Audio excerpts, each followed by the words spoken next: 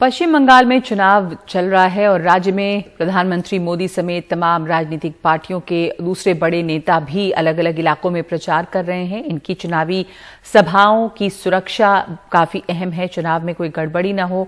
इन सब बातों के मद्देनजर भारत बांग्लादेश सीमा पर कड़ी चौकसी है। सिलीगुड़ी के फूलबाड़ी सीमावर्ती इलाके से उमाशंकर सिंह की ये ग्राउंड रिपोर्ट। भारत बांग्लादेश के बीच 4094 किलोमीटर लंबी अंतर्राष्ट्रीय सीमा है जो 5 राज्यों से लगती है। इसमें से 2217 किलोमीटर सीमा अकेले पश्चिम बंगाल से लगती है। राज्य में चल रहे चुनाव के मद्देनजर यहां चौकसी कड़ी कर दी गई है।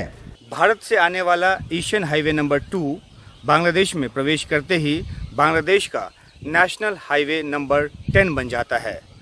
जिस सड़क पे अभी मैं चल रहा हूँ ये बांग्लादेश में है और यहाँ बीएसएफ मुस्तैद है।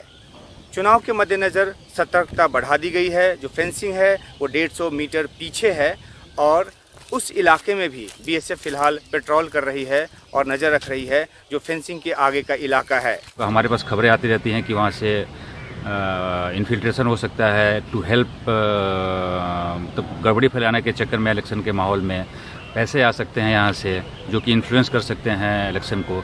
इस तौर पे बहुत ही एक थोड़ी सी डिफरेंट रोल हमने अभी शुरू कर दिया करना, जिससे कि जो नॉर्मल ड्यूटी करते थे अभी हम अहेड ऑफ फेंसिंग भी जाकर ड्यूटी करना शुरू कर दिए हैं, जिससे कि लोग फेंसिंग तक, जो बांग्लादेश से जो एंटी नेशनल आदमी है वो फेंसिंग तक ना पहुँच पाएँ और उसको काट न लें।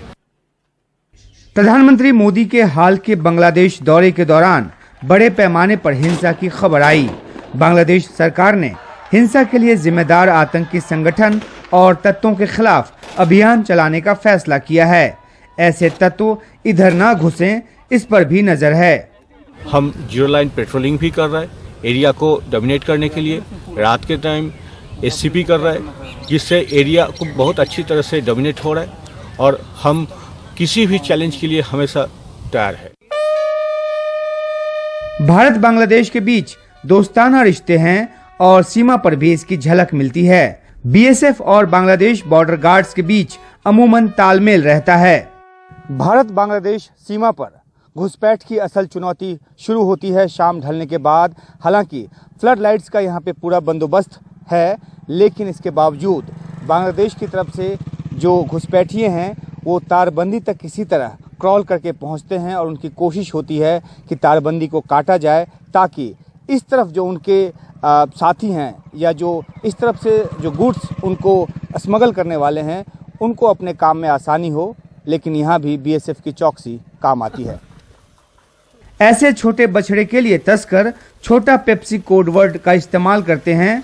इनको रात के अंधेरे में सीमा पार फेंक दिया जाता है, लेकिन तस्करी की बड़ी खेप के लिए तारबंदी काटने की कोशिश होती है, इसलिए तारबंदी पर बांस भी लगाया गया है।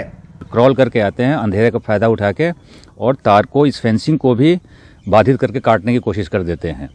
अब हमने ये जो इम्प्रोवाइज सिस्टम लगाया बैम्बू का, जिससे कि ये कटर से ये नहीं कट पाएगा।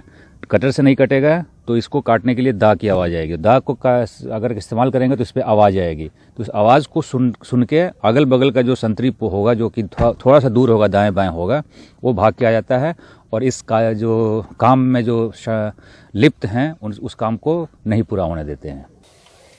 बीएसएफ को चुनावी ड्यूटी पर भी लगाया गया है।